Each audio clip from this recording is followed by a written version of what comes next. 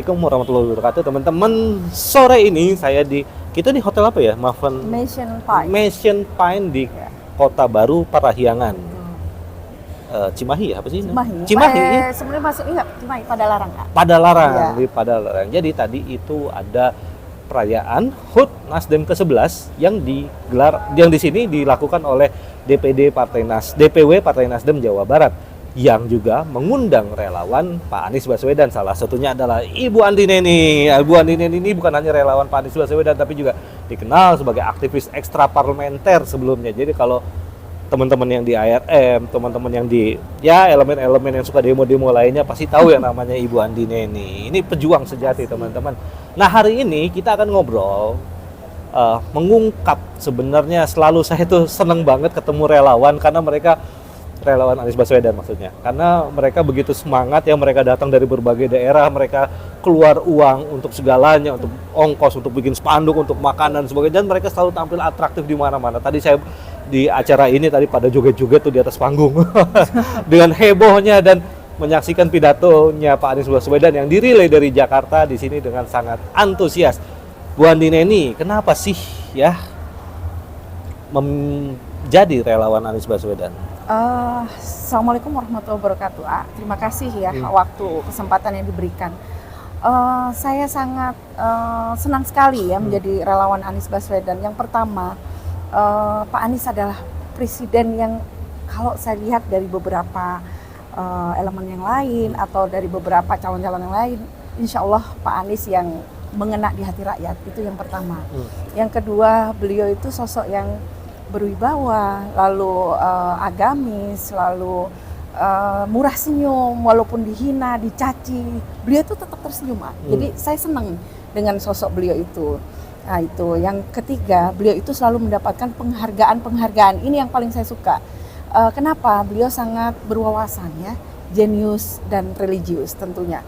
Nah, yang keempat, Pak Anies itu bukan sekedar calon presiden saja, karena kepada rakyat beliau itu merangkul gitu ya, sangat merangkul rakyat, lalu apapun yang beliau keluhkan tidak pernah beliau tidak tersenyum, meskipun beliau lagi terluka, ada yang mencoba mengkriminalisasi, ada yang mencoba untuk membuli beliau, buzzer dan sebagainya, tapi beliau tetap istiqomah gitu ya, dengan senyum gitu. Ketika beliau keluar dari KPK, saya juga ikut aksi depan KPK waktu itu. Oh iya, yang hujan-hujan itu? Iya, yang hujan-hujan itu saya ikut aksi di situ. Karena kan saya dengar Pak Anies mau diseperindikan di KPK kan gitu.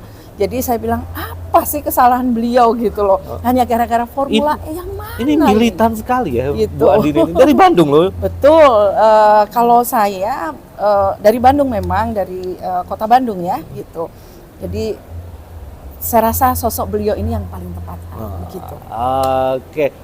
Tadi lupa sebenarnya Bu Andi Neni ini gerakan apa namanya? Saya Abadan. Anies Baswedan. Presiden, iya. Ya, kemarin juga kita ketemu dengan ketuanya bapak-bapak kan? Bapak-bapak, yaitu Profesor Dr.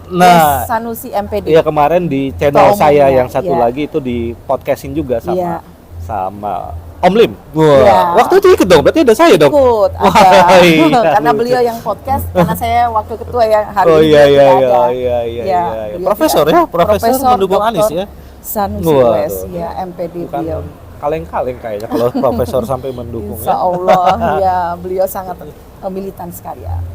Tapi Bu Andi Neni ini sebenarnya sebelum mohon maaf, saya bilangnya Anies-Anisan ya, sejak Anies dideklarasikan sebagai capres oleh Nasdem, maka dimulailah era Anies-Anisan sebenarnya. Karena sebelumnya era demo-demoan ya.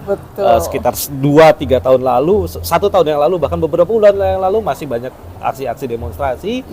Dan Bu Andi Neni ini sebelumnya juga sering sekali melakukan demonstrasi ya, berada di ekstra parlementer, bahkan sebagai korlap ya, dengan berbagai isu ya, intinya oposisi lah ya, mengkritisi kebijakan pemerintah. Nah, demonstrasi itu adalah yang digerakkan yang di ekstra parlementer. Dan sekarang menjadi relawan itu adalah memberikan harapan kepada gerakan parlementer, ya, gerakan sistem pemilu ke dalam sistem ya. Kenapa? Betul banget. Karena udah mulai kecewa dengan gerakan ekstra parlementernya, Terus demo nggak ada hasil nggak gitu ada ya? hasilnya, karena saya bukan hanya demo sekali dua kali, dari tahun sekian sampai ke sekian saya mimpin Korlap depan Bawaslu, depan KPU, waktu itu juga sama Prof. Edi Sujana juga ya, pernah di depan KPU Bawaslu, lalu di KPU Jabar saya sebagai Korlapnya juga, lalu depan Bawaslu di Jabar juga, depan Gedung Sate Sering gitu ya. Saya sebagai Korlap berkali-kali jadi Korlap, banyaklah polemik yang saya dapat, ancaman dan sebagainya macamnya, tapi I don't take care about it. Saya nggak peduli itu. Yang penting saya membela agama saya dan negara saya, itu saja. Dan sekarang melihat peluang untuk perjuangannya, wahana perjuangannya ada di sistem pemilu. Betul. 2024 ya. Dan harapannya diberikan kepada Pak Anies. Betul, insya Allah. Gitu ya. Nah, tapi belum berniat untuk masuk partai ini. Sebenarnya ada salah satu partai, waktu itu 5 ya, ada salah satunya yang ini mengambil ya, tapi saya sudah mengiyakan dan tidak usah disebut di sini. Nggak usah, jangan. Ya, tapi sudah masuk dan insya Allah partai itu istiqomah juga, gitu, insya Allah. Dan saya jelas bukan yang lagi ulang tahun ya? Oh, bukan, bukan. Insya Allah. Sorry Pak Nasdem. Ya, begitu. Ya, sudah masuk di dalamnya, tapi insya Allah selalu lagi podcast. Ntar gua kesana. Itu aja. Ya. Sorry teman-teman, jadi karena kita ngantri juga mau podcast yang lain, jadi panggilin aja nih gitu. Nah, Bu Andi Neni, Pak Anies itu kan belum jadi capres loh. Betul. 20%-nya belum terkejar. Belum, ya. Dan deklarasi koalisi antara Demokrat, PKS dan Nasdem yang rencananya kemarin 10 November itu tidak terjadi teman-teman. Jadi until now sebenarnya Pak Anies itu masih baca pres. Betul. Dan belum daftar ke pemilu, belum daftar ke KPU. KPU belum buka, teman-teman. Jadi sebenarnya tiketnya belum dipegang dan begitu kalau saya lihat hari ini ribuan relawan Anies dan Partai Nasdem ya, members of Partai Nasdem. Ribuan jumlahnya dan mereka menaruh harapan yang besar kepada Pak Anies, padahal Pak Anies belum tentu bisa jadi capres. Iya. Jadi itu kan bukannya sesuatu yang gambling. Iya, sebenarnya pada dasarnya dari segi apapun, kalau dilihat beliau saja berada di suatu kota, itu aja membludak gitu. Kita bisa membayangkan bahwa beliau memang sosok pilihan rakyat begitu ya. Namun memang saat ini belum menjadi capres, mungkin belum terdaftar juga, tapi dengan adanya nanti koalisi, seandainya itu akan terjadi, itu adalah yang terbaik mungkin. Karena yang saya dengar ya memang ada beberapa partai yang sudah mengintip juga, tapi belum mendeklarasikannya begitu. Nah sekarang nih Bu Andi Neni kan udah sebagai aktivis ekstra parlementer sebelumnya, udah menaruh sebenarnya emak aktivis ya. Karena basicnya dulu pernah HMI atau PMI nggak sih? Kalau saya S2 saya politik pemerintahan. Politik pemerintahan ya.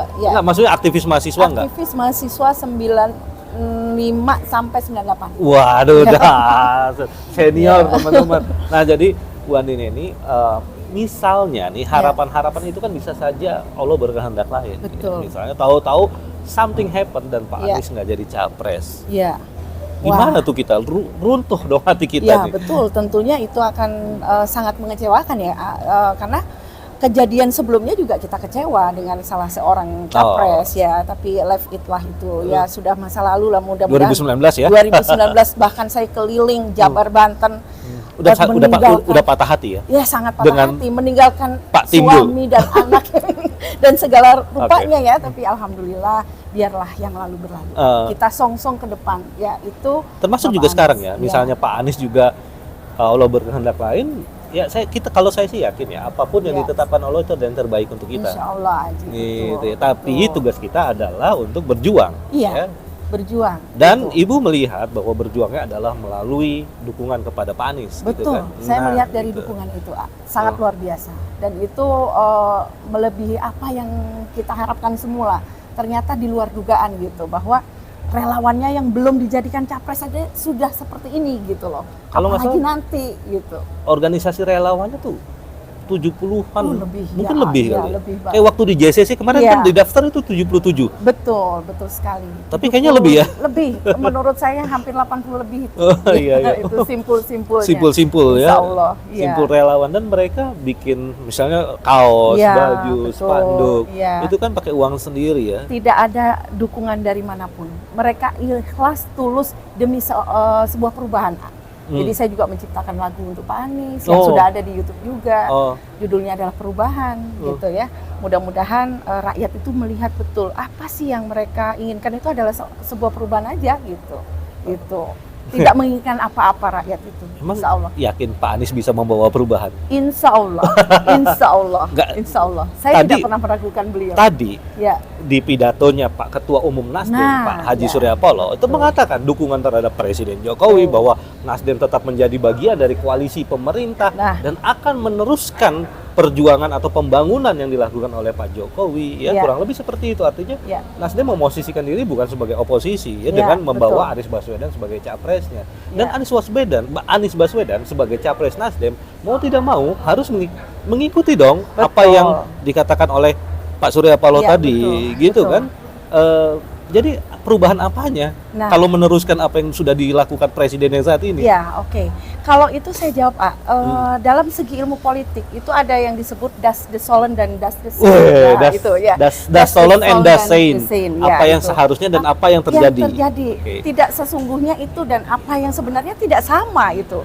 Contoh saja ya, mungkin dari segi pencalonan presiden misalnya, seorang presiden tidak boleh cacat atau bagaimana dan sebagainya. Itu kan sebenarnya ya, tapi sesungguhnya Gus Dur bisa. Jadi itulah yang tadi saya sebutkan.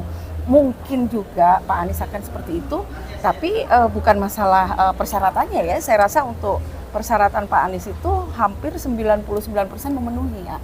Namun yang disebutkan oleh Pak Surya Paloh tadi, menurut pendapat saya, itu beliau memang menjalin persatuan dan kesatuan. Jadi tidak mau terlepas dari persatuan dan kesatuan itu. Namun beliau tetap mencalonkan Anies Baswedan adalah yang terbaik. Itu yang saya tangkap dari analisa saya, begitu. Gitu. Ya, jadi teman-teman ya, meneruskan apa yang sudah dilakukan oleh presiden yang sekarang.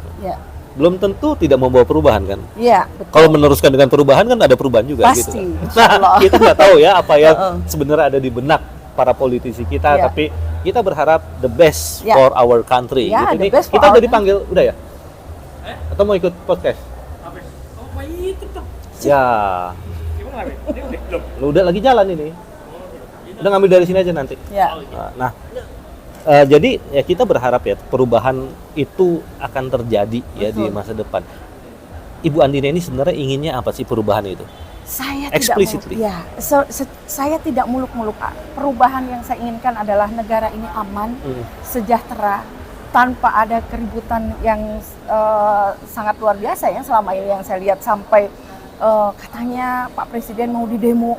Ketika didemo lalu bagaimana? Nah, ternyata apa kenyataannya? Jadi yang saya lihat di situ, rakyat itu sudah mendemo beliau. Artinya ada yang tidak beres di dalamnya ini. Namun kita tidak boleh mengatakan juga semuanya 100% tidak beres ya. Beliau pemimpin bagus.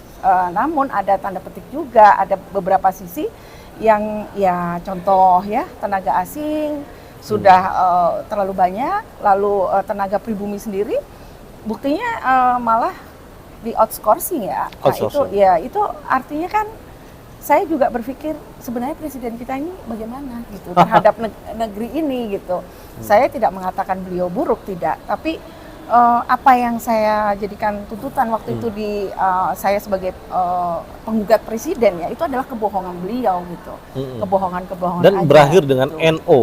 Berakhir dengan NO. Ya apa boleh buat ya. Mungkin juga kemarin juga gugatan ijazah palsu juga berakhir. Ya, berakhir seperti itu. Ditarik gugatannya oleh Bang Egy. Oleh Bang Egy. Saya apa kabar Bang Egy, ini sahabatmu, Dindamu, katanya Dinda. Walau saya harus bagaimana berbicara, tapi itu saya serahkan pada Bang Egy ya, masalah ijazah palsu. Saya hanya sebagai penggugat Presiden Jokowi itu aja waktu itu, dan saya sudah ini ketika melihat NO, ketika melihat bandingnya gini, ketika hakim dimutasi, ketika hakim di ini dan di itu oleh rezim ini ya, saya tidak bisa berbuat apa-apa. Oh. Kita kan rakyat kecil ya, gitu. Ibu, Ya. Bu Andina ini kan sebelumnya adalah ibu rumah tangga, Iya, betul.